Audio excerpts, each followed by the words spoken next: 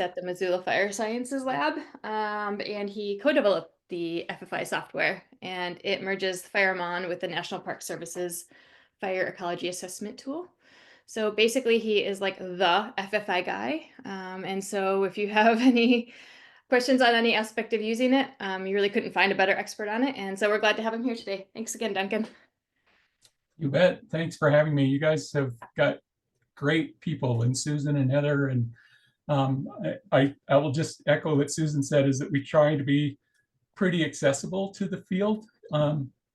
So even though, and I don't really work totally in the research part, Susan does, but sometimes research gets this reputation for not being all that approachable, and I try to be approachable. So I have a lot of people that call me all the time. So anyway, I think you have some great people that have preceded me in their presentations, so this is great. I just wanted to give you a brief introduction of FFI, which is an application for ecological monitoring. And I see some names in here in the class that I know who've taken my training before, or our training, it's not mine. And so might be a little bit of repetition for you, but just wanted to go over this pretty quickly so that you can get an idea of an application that'll just help you accomplish your monitoring tasks. So you all know the answer to this, I think, already, but just to set some context, monitoring, at least how that we're talking about it, is looking at some attribute or attributes in light of some sort of a disturbance, whether that's a human-caused disturbance or natural disturbance or both. The reason that we monitor is because we have a responsibility that's set forth in law and agency policy, and some interagency guidance that just tells us that we should be doing that either explicitly or implicitly. Also, we tend to use, and I think we should all use to some certain extent, the adaptive management cycle for determining the best way to treat our different projects that we're working on. And monitoring is really integral to that, in that you set your objectives, then you apply your treatment and monitor and see whether or not your treatments had the expected outcome that you thought that they were going to have. And then lastly is that I would just hope that as managers, you have some professional interest in the impacts that we have as we do our management actions. So FFI is ecological monitoring software application. The one I'm talking about today is FFI Lite. It's a desktop application, but it's specifically designed for the entry, storage, and analysis and the reporting of ecological data. So this is the whole reason it was set up was specifically to use for monitoring. And it was originally released in 2006. It was developed by an interagency group. The reason I even talk about this is some people think this is something that we just conjured up, but FFI has been out for 20 years, over 20 years now, and we incorporated data from previous systems into it. So we actually have data in FFI databases that's up in the mid 80s, so 40 years old or so. And when we put it together, we had an interagency team that had Forest Service, Park Service, BLM, BIA, Fish and Wildlife Service. We had a number of people that were part of the group that helped develop it, so that we really had an application that would help managers get their work done for monitoring. And even since then, we continue to get a lot of user-suggested changes for the application that we incorporate into the database, or into the application, I should say. It's not a system for tracking acres. This is really a plot level tool for monitoring. So you go out, you have a project area, you put out as many plots as you can or as that you need to, and then you sample the data on those different plots. It's only a software application. There are a number of field guides out there if you're looking to figure out how to sample different attributes. So there's FireMon is one of them, and the landscape assessment that Heather shared was one of the chapters in FireMon. The Park Service has the Fire Monitoring Handbook, and there's one from the BLM uses called Measuring and Monitoring Plant Populations. A lot of you probably already have your own sort of protocol set up for sampling the field, but these are other resources that you can use to figure out how you want to actually sample, like for instance, trees. How do you measure canopy base height and crown scorch and that kind of thing? There's in FireMon, that's all sort of covered in the user guide. So we combined FEAT and FireMon in 2006, and that's so FEAT and FireMon integrated. That's where the name comes from. not all that imaginative, but the idea was that we would just reduce the development and the maintenance costs by having one application instead of two, and then increase the potential for interagency data sharing. And that has really come true. I'm really surprised at how much sharing we see of data from FFI, because it's compatible. Everybody else can have access to it. So FFI, you'll hear me, I might use FFI or FFI Lite or FFI MT. They're all the same basic functionality. They just have a different database in the background. So Feet Firemon integrated equals FFI, and they're all basically the same. Right now, the Park Service is the only group, and the Fire Ecology group and program in the Park Service is the only group that's required to use FFI. And so that's why the Park Service has sort of taken the lead on development and maintenance, is because they're the ones who have to use it. But we have lots of users in the Forest Service, BIA, local governments, non-government folks, TNC, New Jersey Pine Barrens, all sorts of people are using it. And again, I'll reiterate that it's really useful for cooperation. We have a number of parks and adjacent national forests that share monitoring crews and then are able to share their monitoring data. We had a project in Oregon where we had 2 counties in Oregon and the BLM and the Forest Service all doing field treatments and monitoring those field treatments. So it's used by a lot of folks, and they share data back and forth.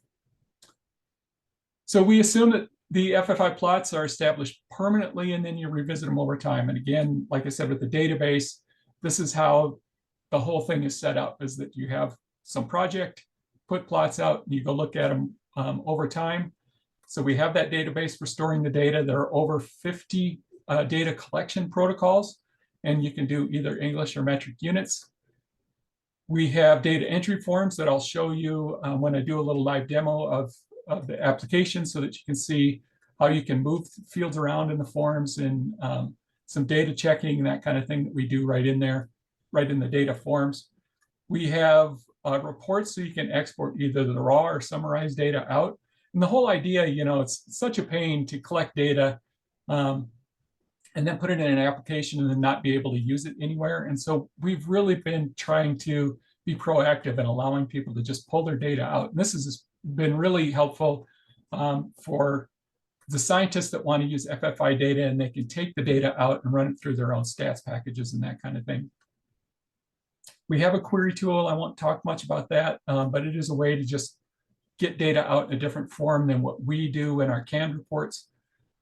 We have species management utility in there, and it turns out the species management is the biggest headache of the whole thing, because species names and symbols are changing and that kind of thing. I'll go over that a little bit more when we get to the demo. And then we have export features for the Forest Vegetation Simulator, for FOFM, and for FuelCalc. And again, if you're taking that effort to put the data into a database, it's kind of nice to not have to then re-enter the data into some other application if you want to use some of these other modeling tools. Most commonly used protocols are the surface fuels, and we have either Brown's Transects or PhotoLoad or PhotoSeries, whatever you want to use. Surface fuels, what we call surface fuels vegetation, which is really just the cover and height of live and dead urban shrub on a 6-foot diameter circle. And that's just for helping to get a good idea of what, those fuels that really end up carrying the fire often. We have trees. You can do those on a fixed radius plot, and you could sample the trees either individually, which we tend to call that overstory trees, but sort of the big trees, and then saplings, so the trees below breakpoint diameter, but above a DBH, and then the seedlings, just all those trees below DBH. Then we have variable radius plots. So if you want to do a prism, you can do that. Lots of cover protocols. We have cover points, quadrats, line intercept, depending on the form of what you're looking at, the structure, the habit. That'll help you determine which protocol to use. Density in belts or quadrats. And often, people will have like line intercept for one component or one attribute, and then that will transcribe or go right through the middle of let's say a density belt.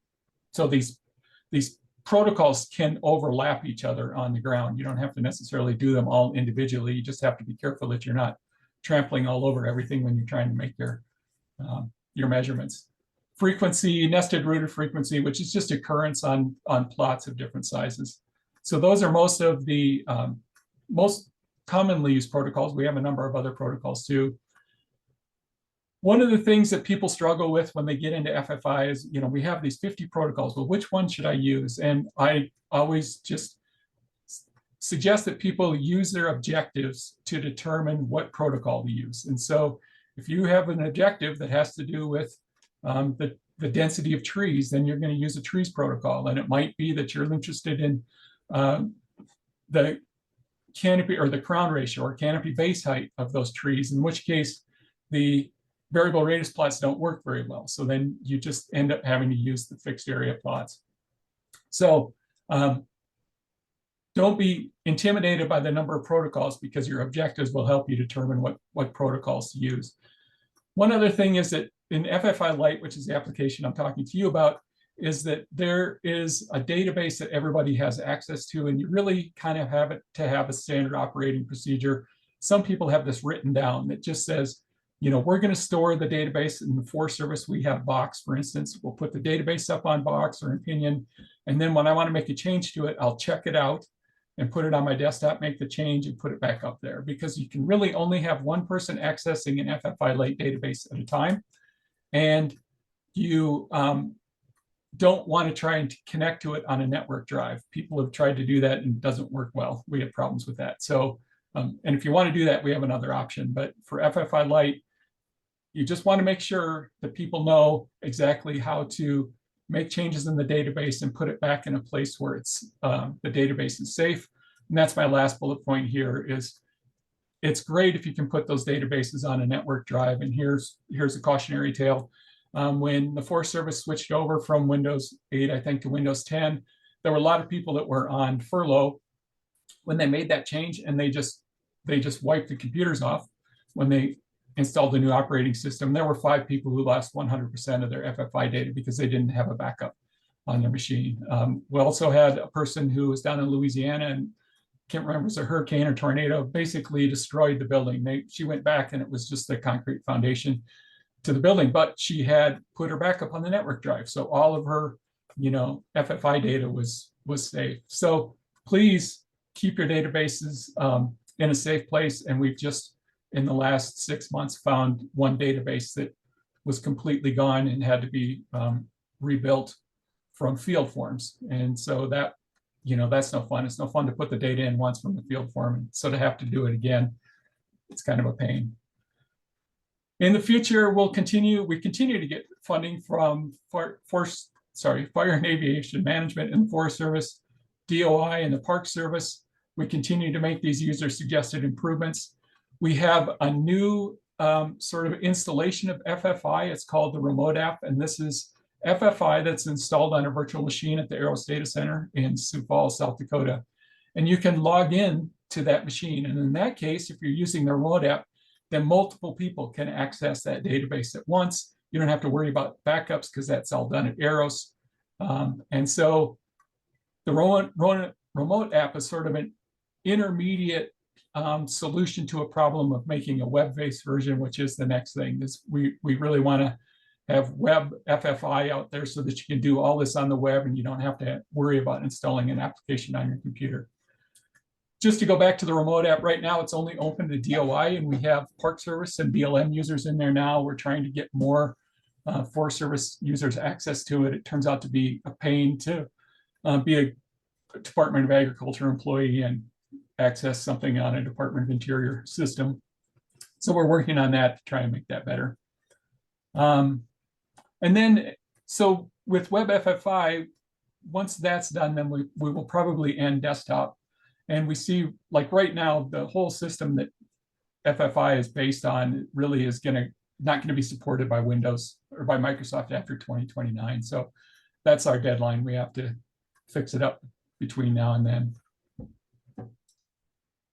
Some people have asked me if you can collect data with Survey 123 and import the data into FFI, and the short answer is yes, you can do that. There's there are some caveats to it. And if you're interested in that, I can help you out.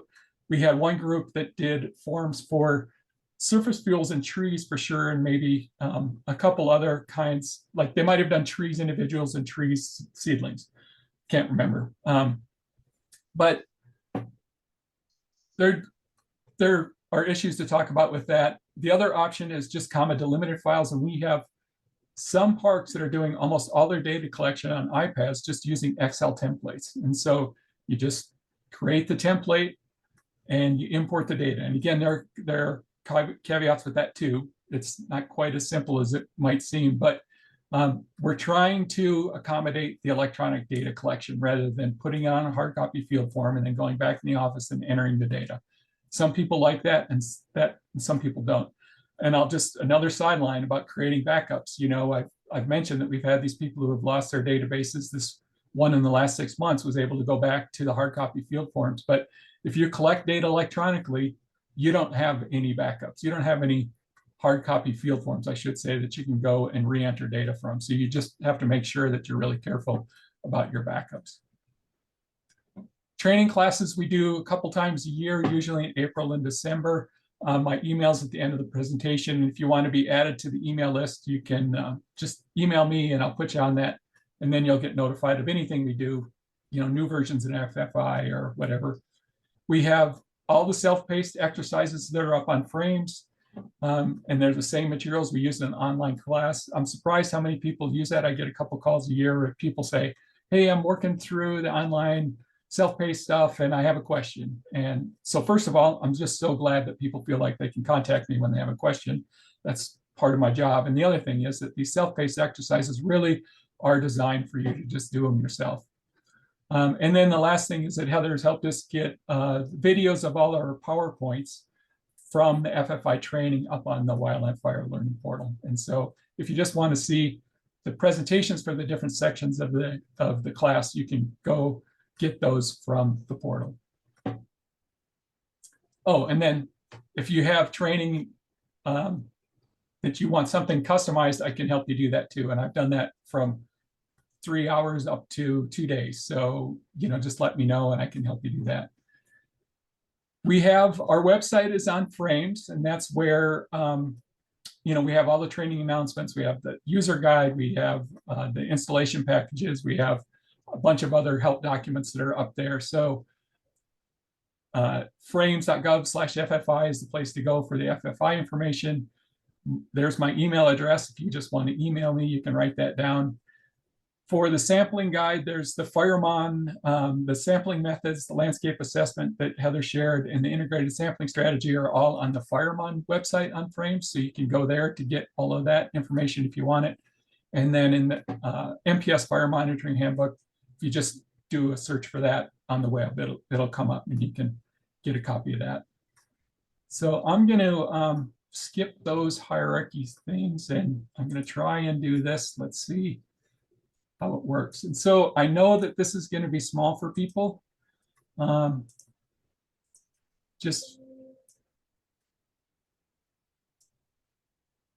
So I don't know, and Monique or Autumn, maybe you guys can tell me if sometimes, I know in Teams you can use Control and your mouse to scroll in on this to zoom in. So hopefully you can do that because again, I know it's pretty small, but so this is the FFI application when it opens.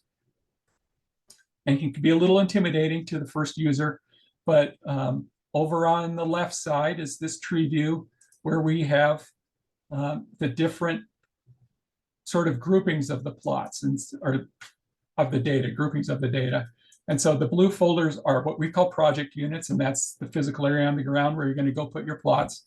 And then the plots are below that, and then the sample visits are below that. So in this case, we have Dillon Creek RX is the project. We have 6 different plots, and we have 3 visits to each plot. And so this is how all the data is organized. Right now, I'm in project management down here at the lower left, and you can add as many new project units, new macro plots as you want. You can actually assign macro plots to multiple project units if you want to do that, so that you can group a whole bunch of different, maybe you have 2 or 3 projects that are similar and you want to look at post-fire impacts on all of those together. You can put all those plots into one project and do a report for that. On the right side, there are different tabs here for like the objectives. In this case, we have some objectives that were associated with this project. And this is just some data, training data that we put together. So it's not really real data, but we have the goals, we have a description, monitoring statuses I won't go into, but I will talk a little bit about metadata. So this is the information that tells people how you actually collected the data. And this should be good enough so that somebody else could pick this data up after you retire and go and redo this study or re-put in one of these, reinstall one of these plots.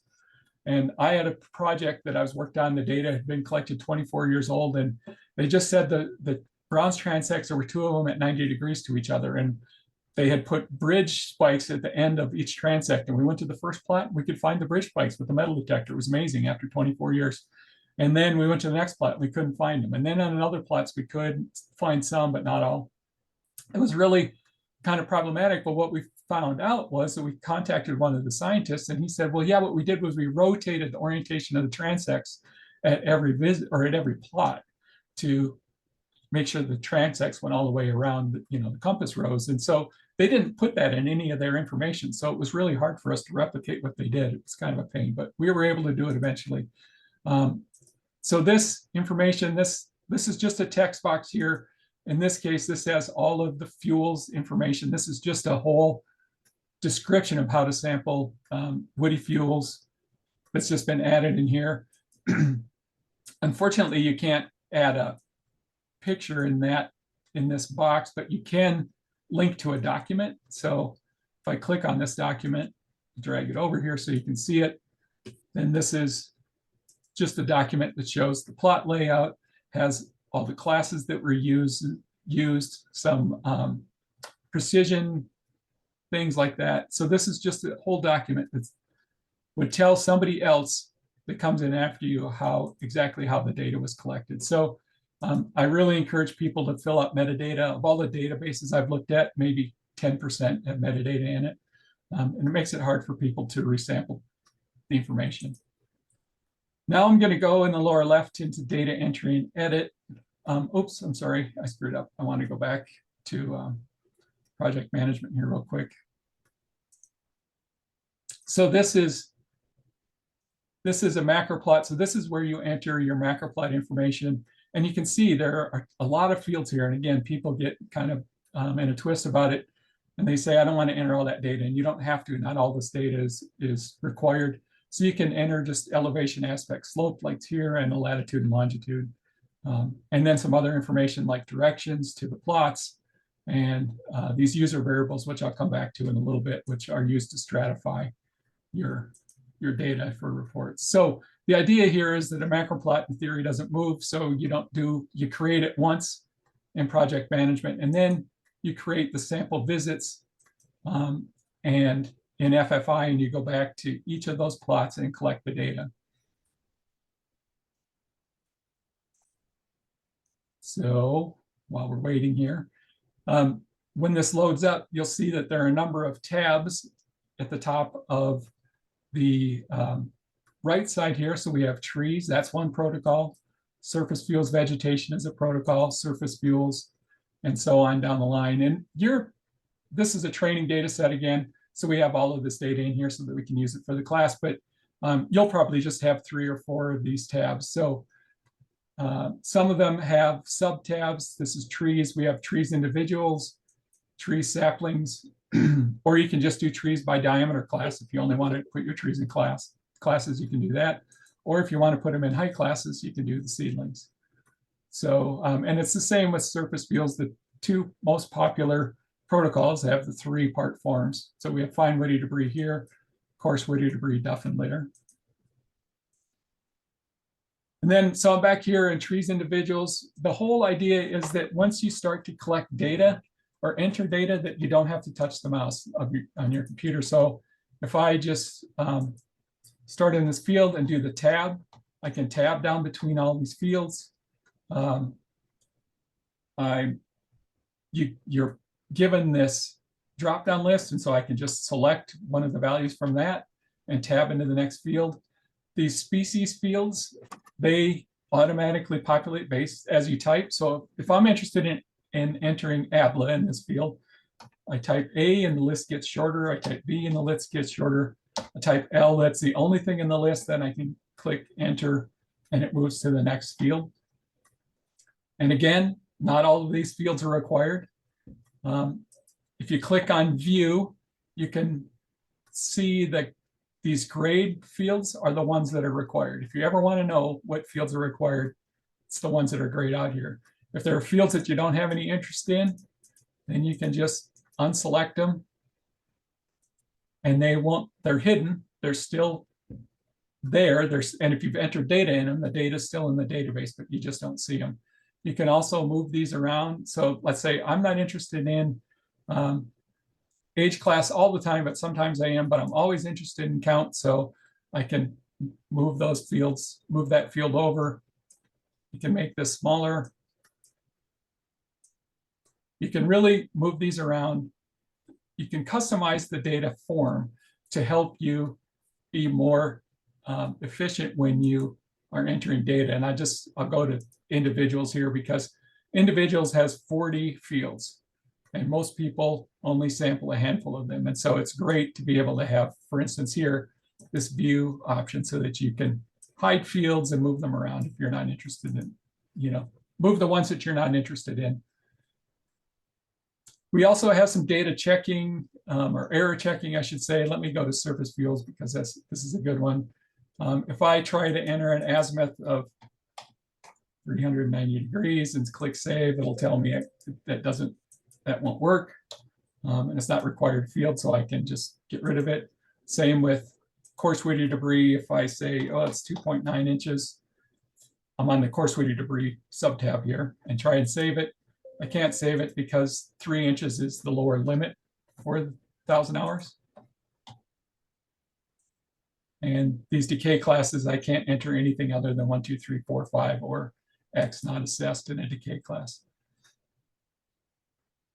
So that's sort of how you set up the database real briefly, and then put the data in. And so I just want to talk a little bit about getting the data out. I'm going to cancel this. I'm going to go to the query tool. I won't go to do much in query other than just show you, for instance, this is trees individuals. I'm just looking at that by itself, and I'm going to filter. And again, I'm only in this Dillon Creek project unit, up the upper left. Now I've applied the selections. All I see are trees individuals. And so this is a great way to just do some basic data checking.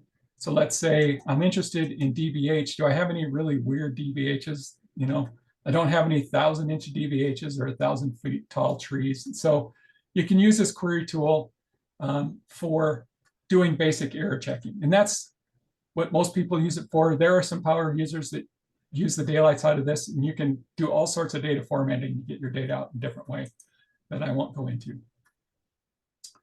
Now in reports and analysis, we have these are all the plots in Dillon Creek. In every one of these projects, I'll just click on them so you can see every one of the projects has a different set of plots and a different set of what we call monitoring statuses. All they are is names for the different sample visits. And I made a mistake clicking on the shelter wood. There are a lot of plots in here.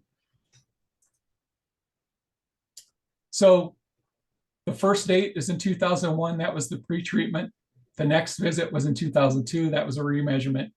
Next visit, 2003. That was a remeasurement, second year after the treatment. So these names are the monitoring statuses. That's what we call them in FFI. And the dates are what we call the sample events. So these names do is just organize everything together. So pre-treatment, post-treatment, that sort of thing. On the settings tab, you can select a report, which I'll just do a trees report to start.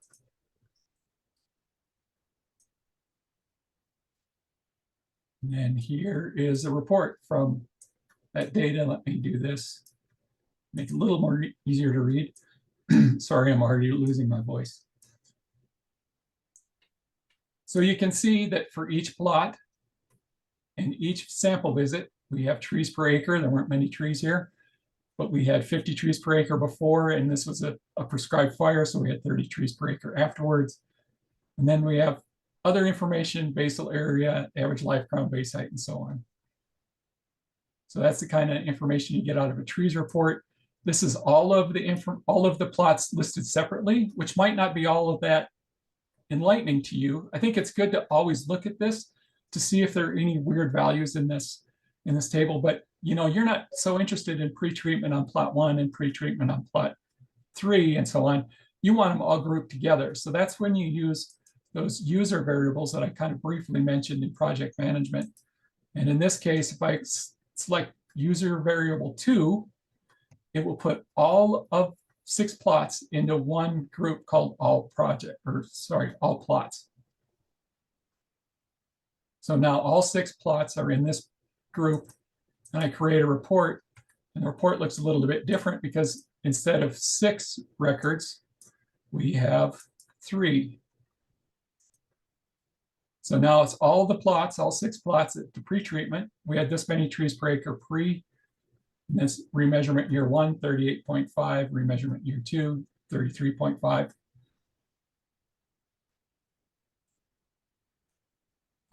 So that's it. Shows the trees report. I'm going to show surface fields because that's another one that people use a lot. And again, this is going to be stratified by the so that all the plots are together. So what's nice here, this is the Brown's transect data. So if you do Brown's transects, you're just out there counting sticks.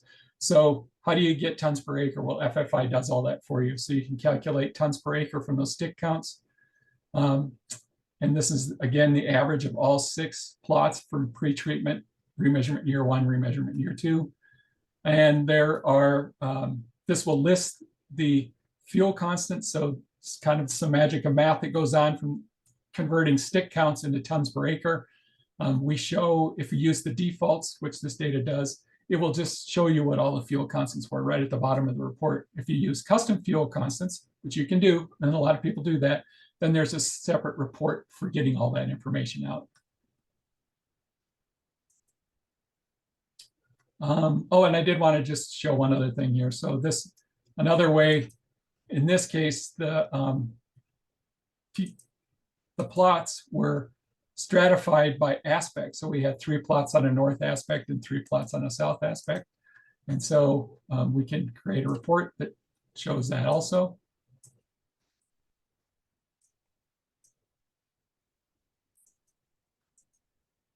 And so here we can see, if we just look at north aspect, we had 50 trees pre, we had 30 trees per acre after prescribed fire. So we killed 20 trees per acre, basically. On the south aspect, we had 46 before and 36 after. So we only killed 10 trees. So that is just to show an example of how stratifying your data can really be enlightening on how, especially with fire, and other kinds of treatments can be impacted by different things, whether that's cover type or aspect or whatever.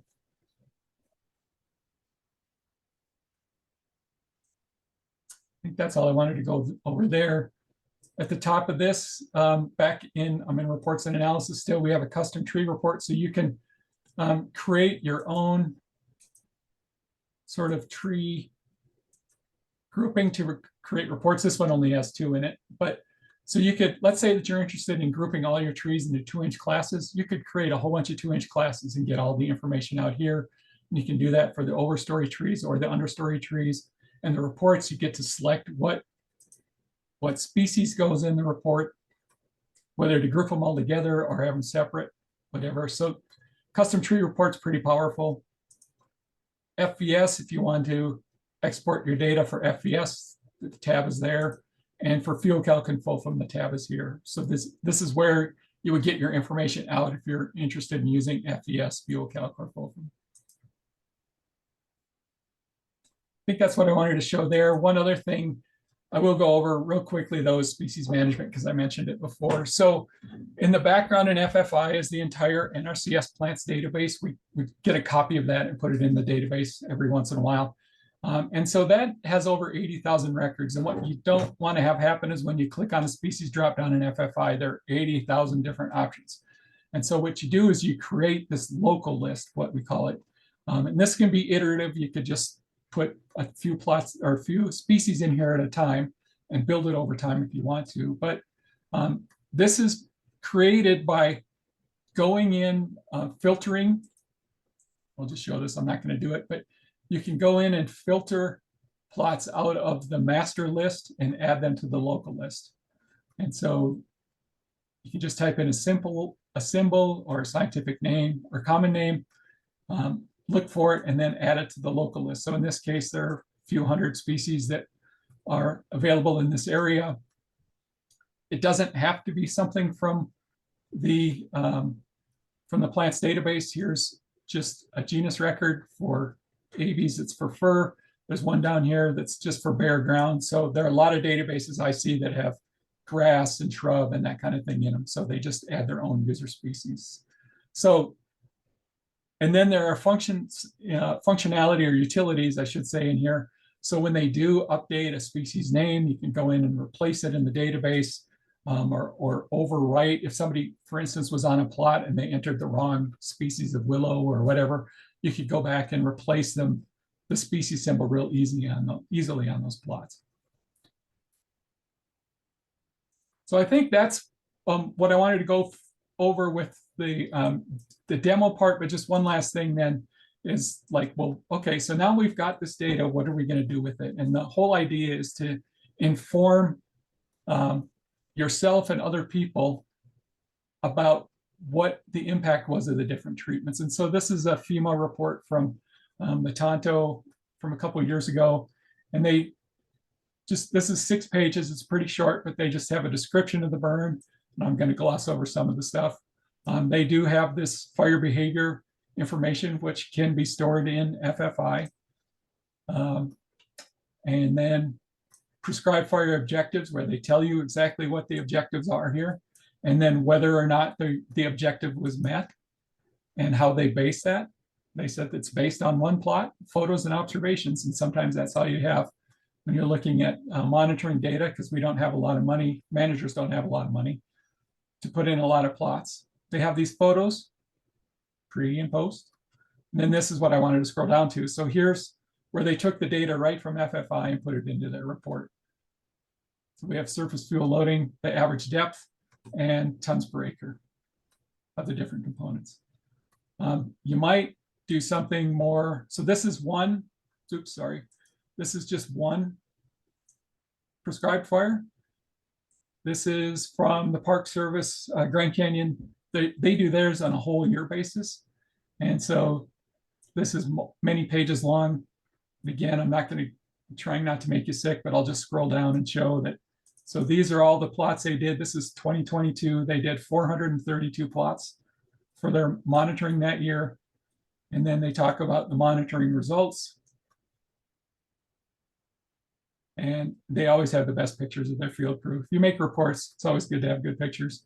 The monitoring unit, the management objectives, whether or not they were successful. And again, they're just straightforward about whether or not they were successful. You don't have to be successful all the time, but you just have to be honest about it and figure out a way to do a better job next time. And that's the whole adaptive management cycle, right? And so this data, this table is all taken from data that came right from FFI. And the red boxes are just the ones that were updated in this particular year. And thought there was one more thing I wanted to scroll down to.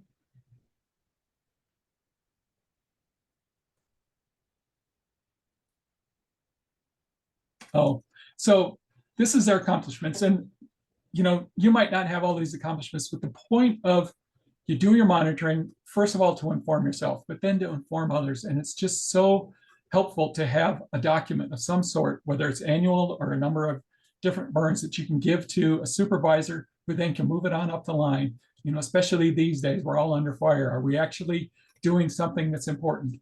And this is the kind of information that you can use to say, this is the important work that we're doing. And this is the data that we can have to support it. And it might not all be plot data, but it's integrated as plot data. We did our fixed area plots and our Brown's transects, and then we took pictures. And then we just walked through it to see whether or not we thought the treatment was effective. And so I encourage you to make these reports, whether, again, an annual report or just a basic report for each project, or even just a more simple report at the end of each year that you can show to people. So that's FFI. For entering your monitoring data, I gave you a little brief overview of the background, interview of, or a review demo of the actual interface, and then showed you a couple different reports for getting your data out and compiling your information into a report that other people can use. So I don't know if I've talked way too long or not, but there you go. And I'm happy to answer questions.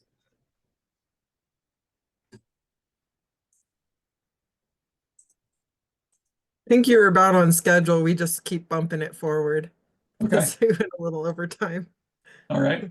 But thank you so much for joining us. I feel like I learn something new every time I get to listen Good, and to I you. hope that we can get to a point where we get to meet in person again, because it's hard to read the room when I'm sitting here looking at my computer. So anyway, thanks for inviting me. Yeah, definitely. I appreciate the time. And the offer's still open for you to come out in the field with us in the rain on Thursday if you're available. I'm not available, unfortunately.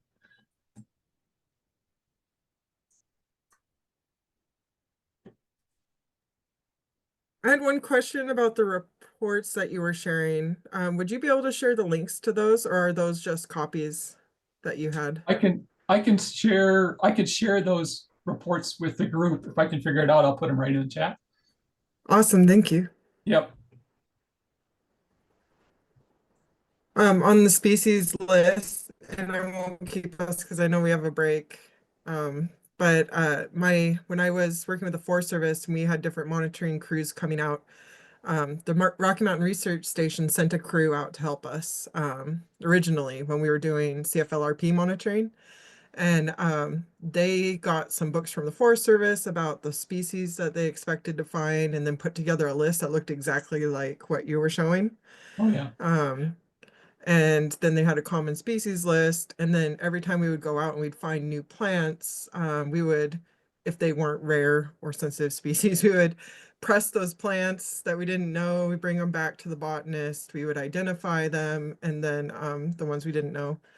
And this might be beyond some fuels objectives that folks are monitoring for, but we were looking at plants and understory plants. And then once we identified them, we would update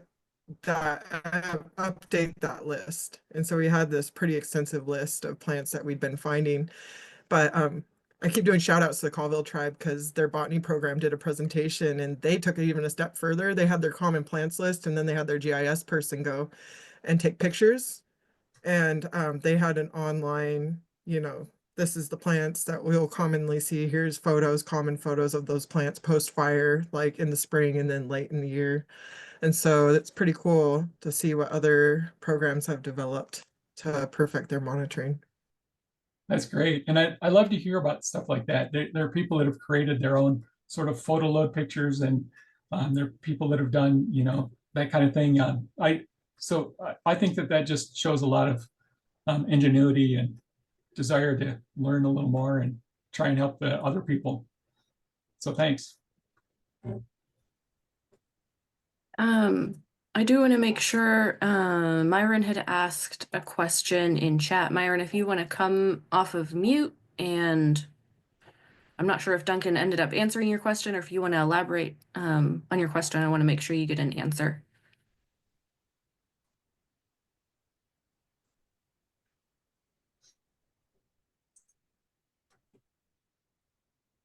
Oh, can you create forms for field maps? Yes, I asked about that since you talked about it for survey 123 yesterday. You mentioned it, and I was wondering if that could be possible for field maps in ArcGIS online. So Myron, I'll admit to not being a GIS expert, but I can tell you that you can create forms in survey 123, and then import that data into AGOL or use it in AGOL, however you want to do it. There's a different process than for getting that data into FFI. And some people only want their data in AGOL, and that's good enough for them. One of the big shortcomings that I wish that we would have resolved sooner in FFI is that we don't have any spatial. We used to, a long time ago, we actually had a toolbar, GIS toolbar, that we could hook up, and so you could spatially identify your plots and create plots, potentially where you might put them on the landscape. And then you could select, the plots that you wanted to keep or not keep. But we stopped supporting that because it was just so hard to keep up with Esri. So we don't have a direct connection to any sort of a GIS, and that's been a major problem. It would be so nice now to take data, to go back to the whole CBI discussion. We have a protocol in FFI for CBI. It looks just like the form that Heather showed, and you can collect all your data. And now that information, then the Park Service collects tons of that data. And then they send it on for MTBS and Ravage.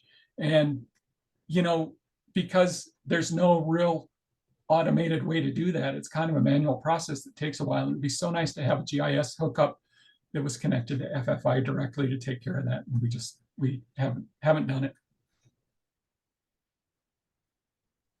Okay. So I Thank don't you. know if that answered your question, Myron, but thanks for asking. It did. It did. Thank you. Yep, you bet.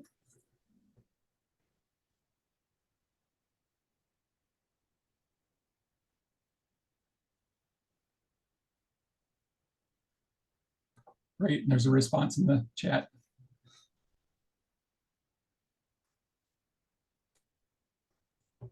All right, I will get these reports and I'll put them in the chat if I can figure it out. And then I will probably sign off unless, Monique, I should stick around. I'm happy to stick around too. I saw Autumn was unmuted. Autumn, did you have any? Well, thank you so much, Duncan, for joining us and for sharing all that. I really hope you'll agree to join us again in a couple of years for this training, because I feel like there's always new information coming out, new groups. And so we always have something to learn from you. I really appreciate it. Yep, I'd be happy to.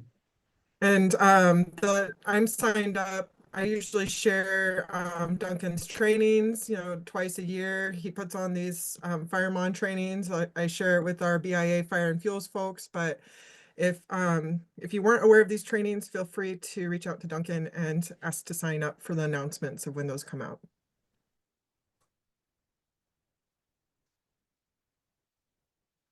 Great. Thank you, everybody. Great. Thanks so much, Duncan. Pleasure having you here.